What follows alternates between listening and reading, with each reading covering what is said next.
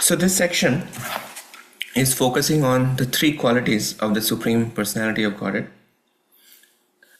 And you can say that in one sense the three qualities are the three big O's, or the quality of being omnipotent, omniscient, and you can say omnibenevolent.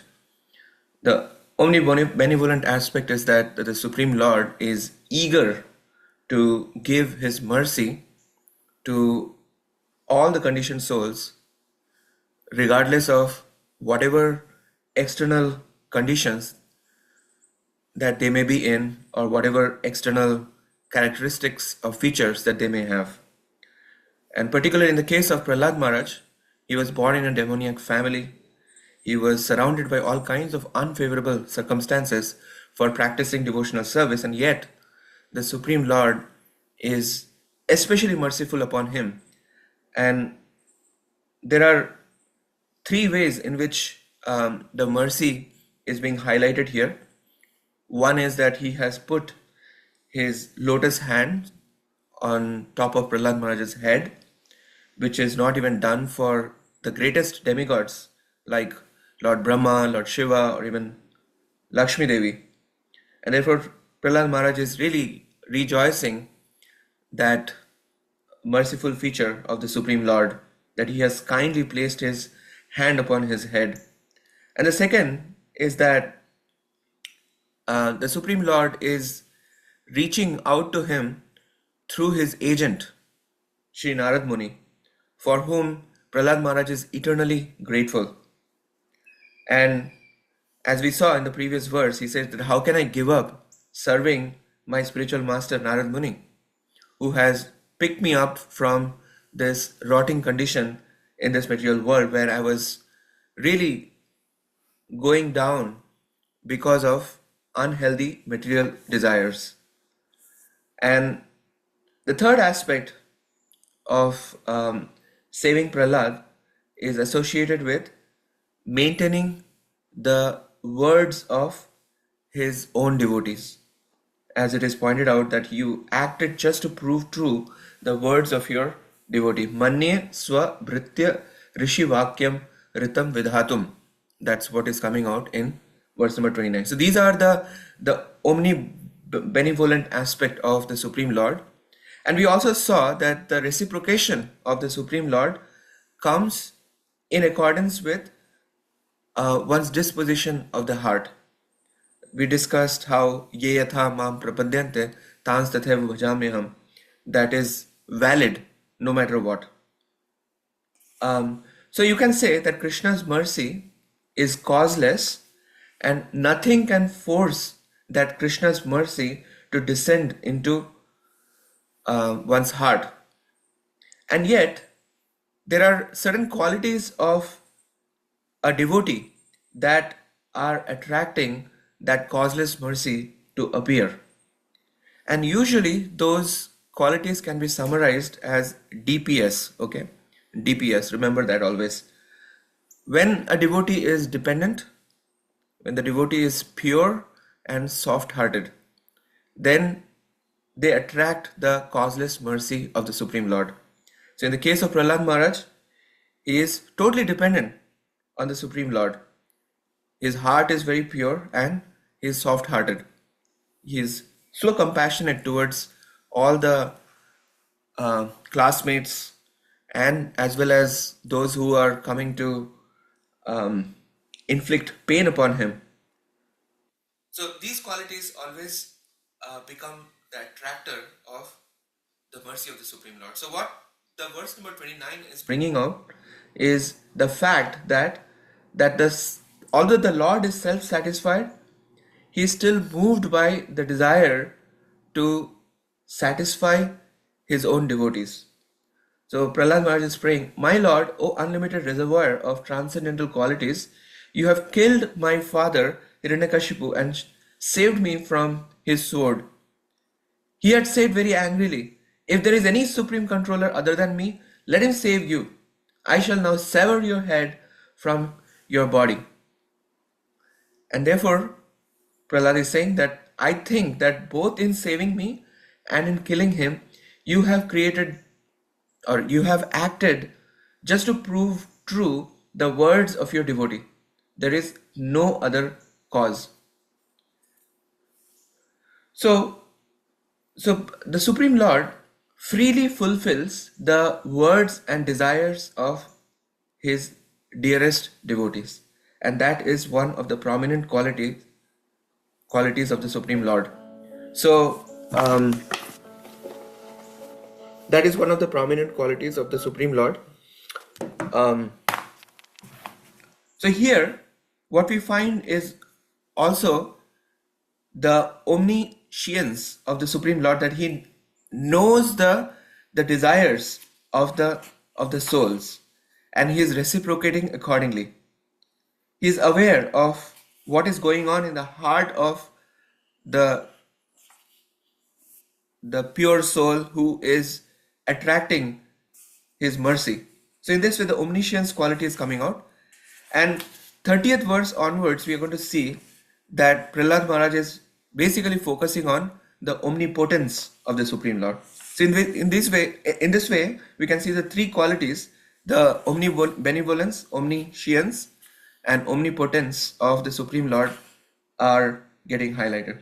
So Srila Prabhupada writes in verse number 29, explaining the context of Prahlāda Maharaj's words here, like why he says that that the Supreme Lord acted just to prove true the words of his devotee.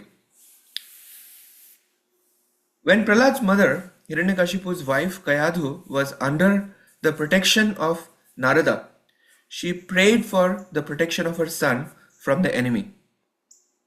And Narad Muni gave assurance that Prahlāda Maharaj would always be saved from the enemy's hands.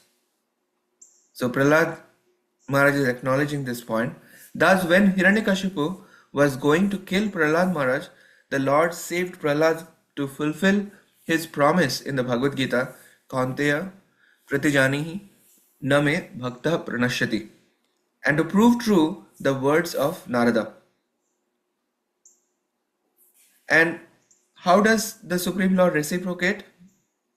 With his pure devotee's sincere attempt to please him. So it's expressed by Srila Prabhupada. The killing of Hiranyakashipu and the saving of Prahlāda were enacted simultaneously to prove the truthfulness of the Lord's devotee and the fidelity of the Lord himself to his own purpose. This next line is really, really nice. The Lord acts only to satisfy the desires of his devotees. So this is the point I was emphasizing. Because the Supreme Lord is omniscient, he is always in touch with the desires of his devotees, and that's what he does. He always reciprocates with the desires of his pure devotees. So the Lord acts only to satisfy the desires of his devotees, otherwise he has nothing to do. So why the Supreme Lord acts? It's only to satisfy the desires of his devotees. Otherwise, he has nothing to do. As confirmed in the Vedic language, Natasya karyam karanam cha vidyate. The Lord has nothing to do personally, but everything is done through his different potencies. Parasya shaktir vividhaiva shruyate. And Prabhupada is going to repeat this point one more time. The Lord has multifarious energies through which everything is done.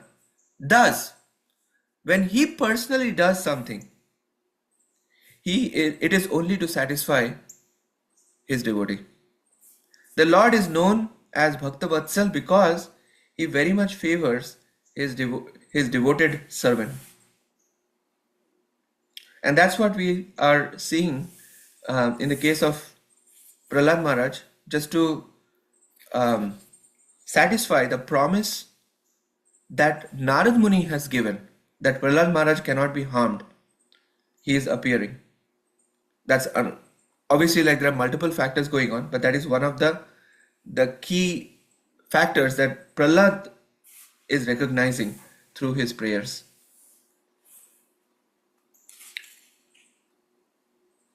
So from Krishna's side, what goes on is that Krishna thinks that my servant has promised and therefore it must be fulfilled. And this is the whole idea of Swabhritya Rishi Vakyam Ritam Vidhatum. And so to serve the servant of Krishna, what is turning out here is better than to serve Krishna directly. Because if the servant of Krishna promises something, if the servant of Krishna says, I will take you to Krishna Loka, you must go there. So even Krishna cannot do it. That's what Srila Prabhupada emphasizes. That he does not easily say that I will take you back to Godhead. But the point is that if his devotee promises that, like in the case of Srila Prabhupada, he has promised that if you chant Hare Krishna, follow 4 regulative principles, then you will go back to Godhead. So that's the point to recognize here, that because the servant of Krishna has promised, therefore that must come true. Therefore, the goal should be how we can actually please the pure devotees of the Supreme Lord. And Vishwanath Chakravarti Thakur also emphasizing exactly on the same point in his commentary to verse number 29. Since you are controlled by your devotees, your mercy simply follows theirs. You are not merciful to those who do not take shelter of your devotees. And I am no exception to that rule. I think you killed my father to make Narada's words true.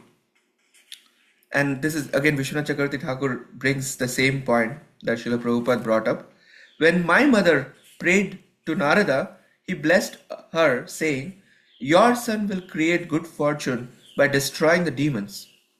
I think it was you who protected me, since my father, wanting to kill me, said, I will cut off your head. But just as you protected me from the snakes and elephants, so he could not kill me with his own hand. Instead, you killed him. So therefore, Vishwanath Chakravarti Thakur is saying that although the Lord is equal to everyone, he is nevertheless controlled by his devotee. In this case, the devotee that is highlighted is Narad Muni. Okay. So now, 30th verse onwards, Prahlāda Maharaj is pointing out the omnipotence of the Supreme Lord. How through his omnipotence, or this quality of being all-powerful, he can protect his devotees at all place and all circumstances at all times. So here Prahlāda is praying, my dear Lord, you alone manifest yourself as the entire cosmic manifestation, for you existed before the creation. You exist after the annihilation, and you are the maintainer between the beginning and the end. All this is done by your external energy through actions and reactions of the 3 modes of material nature. Therefore, whatever exists externally and internally is you alone. Ekastvam eva jagat etam. So in other words, you can say, so this is the achintya bheda abheda tattva. So the abheda element is highlighted here, that everything in existence, including this universe of matter, is ultimately spiritual because it rests on and emanates from the supreme source of everything, Lord Krishna. So Srila Prabhupada therefore speaks of this Achintya Bheda Veda Tattva in the purport number 30. So that is highlighted, that he creates the material existence that he creates. Everything is basically as the cause and effect. So to create this cosmic manifestation, Govinda, the Supreme Personality of Godhead, expands his external energy and thus enters everything in the universe, including the atomic particles. In this way, he exists in the entire cosmic manifestation. Therefore, the activities of the Supreme Personality of Godhead in maintaining his devotees are transcendental, not material. So this is an interesting logic. The idea is that the Supreme Lord is diffusing himself in his own creation. And therefore, whatever interactions that are happening with this material world, so they are transcendental. He exists in everything as the cause and effect. Yet, he is separate, existing beyond this cosmic manifestation. So this is basically what Prahlāda is pointing out, that you are everything.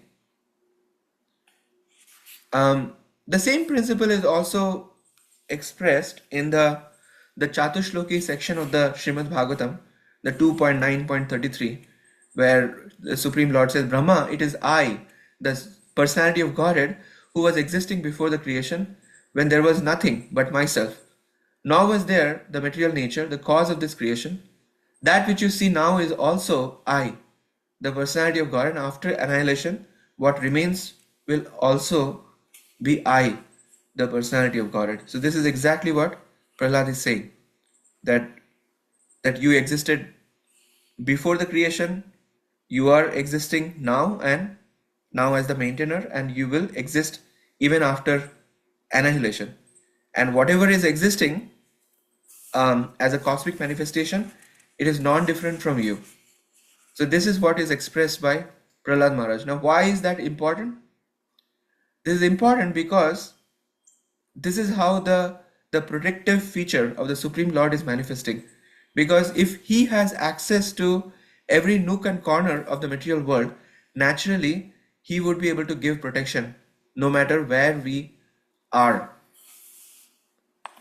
So therefore, Vishwanath Chakravarti Thakur comments here that the protection of the devotees who are beyond the gunas by you who are beyond the gunas is also beyond the gunas. You who are unaffected by the gunas create, maintain and destroy the material universe. You are the universe since you are its cause. And then he adds, why do people in general not see that having created this universe made of transformations of the three gunas through your Maya, which is different from your form, composed of your internal potency or your Swarup Shakti, you enter the universe that you have made. Because of the gunas, you are perceived as the destroyer, protector or creator. However, the mode of ignorance or tamogun is actually the destroyer, the mode of goodness, sattvagun, is actually the maintainer, and the mode of passion or rajagun is actually the creator. Since you enter material existence but remain untouched by the gunas, you are designated as the destroyer, creator and maintainer, but you are not any of these. So in this way, this whole point of simultaneous oneness and difference is always getting highlighted. Now, when you emphasize on this oneness aspect, that energies of the Supreme Lord cannot be separated from the Supreme Lord, then you can see how the all-powerful Lord can therefore protect his devotees at all times and all places, because he is non-different. And at the same time, he is different in the sense that he maintains his own eternal identity. As Brahma Samhita also says that Goloka eva nivasati akhilatma bhutaha. So while he is akhilatma bhuta, his energies are sort of extending in this cosmic manifestation. He is himself just residing in the Golok Vrindavan and engaging in unlimited sweet pastimes. So likewise, we can see that when that aspect is highlighted, that the Supreme Lord is untouched by matter, and he is eternally resident in the spiritual world, we can see how the Lord can act transcendently, and in this way he can reciprocate with the desires of the pure devotees. So he is therefore in this way using the quality of omniscience, where he is always in touch with the desires of his pure devotees, and he is always ready to reciprocate, and therefore that brings out the omnibenevolence quality. And because he is all powerful, he has every nook and corner of the creation is within his reach, and therefore he is most capable of offering his protection. So I hope you are able to see how Prahlāda Maharaj is highlighting these three qualities, and which become the basis for the Supreme Lord to act as our exclusive shelter and protector. So in the following section, which is basically 31 through 38, these verses are simply elaboration on the omnipotence of the Supreme Lord, and that's what we are going to see. So thank you.